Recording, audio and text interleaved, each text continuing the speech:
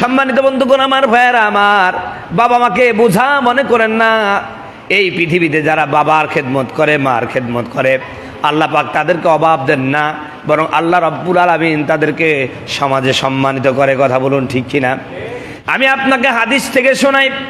গতকালকেই আমি ক্লাসে পড়ালাম, আল্লাহর নবী মুহাম্মদ রাসূলুল্লাহর সাহাবী বলতেছেন, একদিন আমার নবী গোস্ত কাটতেছেন, নবীজি নিজে গোস্ত চুরাচ্ছেন। এমতো অবস্থায় একজন বৃদ্ধা মহিলা হাঁটতে হাঁটতে নবীজির কাছে আসলেন।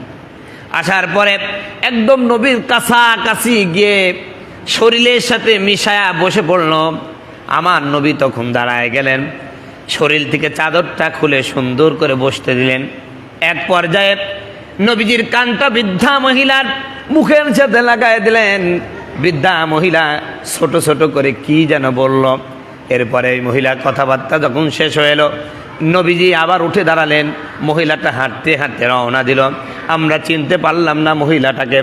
সাহাবীরা প্রশ্ন করলেন, ইয়া নবী আল্লাহ, এই পৃথিবীতেই আপনার চেয়ে জ্যেষ্ঠ মানুষ কেউ নাই, এই পৃথিবীতে আপনার চেয়ে মহামানব কেউ নাই, সম্মানের অধিকারী কেউ নাই, সেই বিশ্ব নবী মুহাম্মদ রাসূলুল্লাহ, যার সম্মান আকাশচুম্বী, সেই নবী তার শরীরের চাদরটা খুলে দেয় একজন বৃদ্ধা মহিলার জন্য। আমরা তো চিনতে পারলাম না, বুঝতে পারলাম না।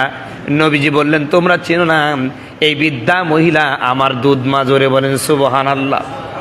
আমি আমার ছাত্রদেরকে বললাম, আমার ছাত্ররা শোনাব, এই মহিলাটা নবীজির আপন মানা, দুধ মা।